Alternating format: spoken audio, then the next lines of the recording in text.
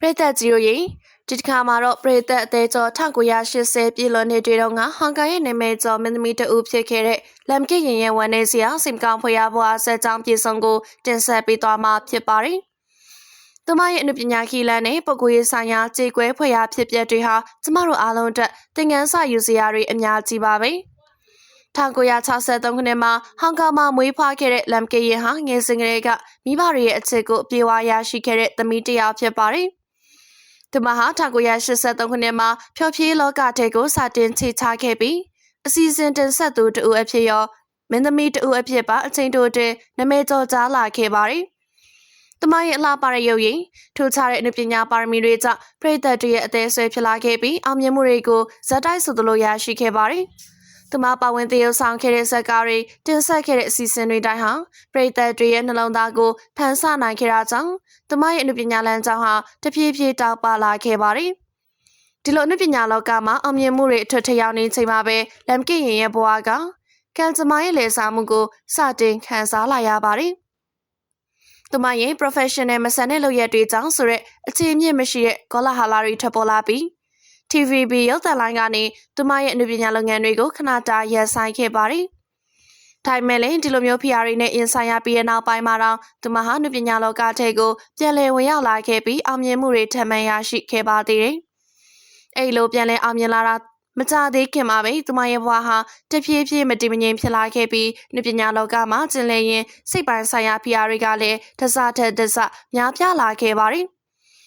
အဲ့ဒါပြင်လမ်ကရင်တယောက်ပုဂ္ဂိုလ်ရေးအရာခန်းစားခဲ့ရတဲ့ဆုံးရှုံးမှုတွေကတော့အင်မတန်များပြားလာပါတယ်။သူမရဲ့ချစ်သူကကူကိုအဆုံးစီရင်ခဲ့တဲ့ဝမ်းနည်းစရာကိစ္စဟာသူမရဲ့ဘဝကိုအကြီးအကျယ်ထိခိုက်စေခဲ့တဲ့ကိစ္စတစ်ခုဖြစ်ပါတယ်။ဒါပြင်သူမရဲ့မိဘနှစ်ပါးလုံးကွယ်လွန်ခဲ့ရတာတွေသူမကိုယ်တိုင်ပြင်းထန်တဲ့ရေမတော်တဆမှုတစ်ခုကိုကြုံတွေ့ခဲ့ရတာတွေဟာသူမရဲ့စိတ်ကိုပိုပြီးနာကျင်စေခဲ့ပါတယ်။ဒီလိုမျိုးဆုံးရှုံးမှုတွေတစ်ခုပြီးတစ်ခုကြုံတွေ့ခဲ့ရတာကြောင့်သူမရဲ့စိတ်ပိုင်းဆိုင်ရာကျန်းမာရေးကတဖြည်းဖြည်းယိုယွင်းလာခဲ့ပါတော့တယ်။ဒီလိုပုဂ္ဂိုလ်ရေးဆိုင်ရာအခက်အခဲတွေနဲ့ရင်ဆိုင်နေရချိန်မှာပဲဟောင်ကောင်မီဒီယာတွေကသူမရဲ့ဘဝကိုပိုပြီးအစွန်းရအောင်သတင်းအတူရောင်တွေလုပ်ပြီးဖော်ပြခဲ့ကြတယ်။သူမရဲ့စိတ်ကျန်းမာရေးပြဿနာတွေနဲ့ငွေကြေးအခက်အခဲတွေကိုမီဒီယာတွေကအဆက်မပြတ်ဖော်ပြခဲ့ကြပြီးသူမအပေါ် PR တွေအများကြီးပေးခဲ့ပါတယ်။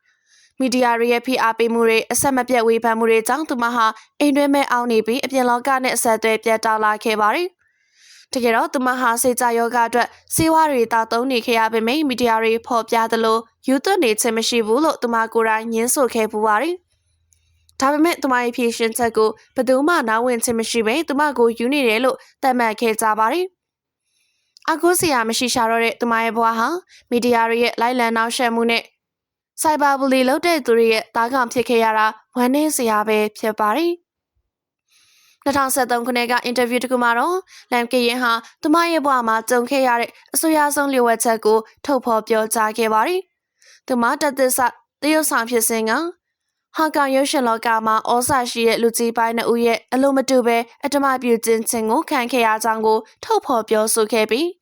ဒါကသူမရဲ့စိတ်ကိုအကြီးအကျယ်ထိခိုက်စေခဲ့တယ်လို့ဆိုပါတယ်။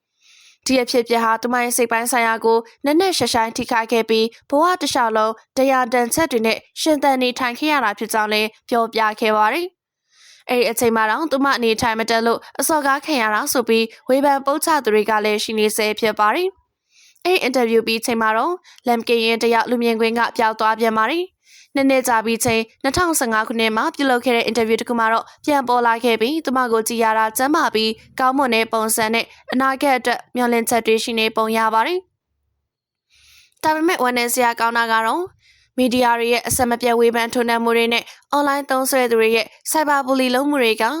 ရဲတက်မသွားတာပဲဖြစ်ပါတယ်။နောက်ဆုံးမှာတော့လန်ကီရင်တယောက်အသက်55နှစ်ပြည့်ချိန်2018ခုနှစ်နိုဝင်ဘာလမှာသူမရဲ့နေအိမ်မှာပဲကွယ်လွန်သွားခဲ့ပါတယ်။သူမရဲ့သေဆုံးမှုကိုတော့တာဝန်ရှိသူတွေကမိမိကိုအဆုံးစီရင်ခြင်းလို့ဆုံးဖြတ်ခဲ့ကြပါတယ်။ဒီလိုနဲ့ပဲအတောက်ပဆုံးလဲလက်ခဲ့တဲ့ဂျယ်လီတပွင့်ကလူယုံမာရီရဲ့နင်းချိတ်ဖြတ်စီမှုကြောင့်ကျွေလွင့်သွားခဲ့ရပါတယ်။လမ်ကရင်ရဲ့ဘွားဆက်ကြောင်းကနေစိုက်ဘာဘူလီရဲ့ဆိုကြိုတွေနဲ့မီဒီယာရဲ့ရက်စက်မှုတွေဟာလူတစ်ယောက်ရဲ့ဘဝကိုဘယ်လောက်ထိဖျက်ဆီးနိုင်လဲဆိုတာကိုရှင်းရှင်းလင်းလင်းပြသနေပါတယ်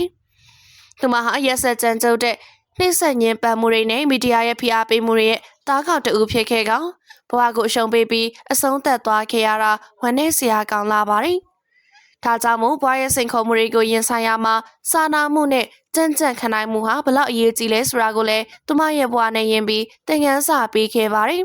။ပရိသတ်ကြီးတို့ရောလန်ကင်ရဲ့ဘဝဆက်ကြောင်းနဲ့ပတ်သက်ပြီးဘလို့ထင်မြင်ယူဆမိပါလဲရှင်။သူမရဲ့ဘဝကနေဘလို့သင်ခန်းစာတွေရရှိခဲ့လဲဆိုတာပြောပြခဲ့ပါဦးနော်။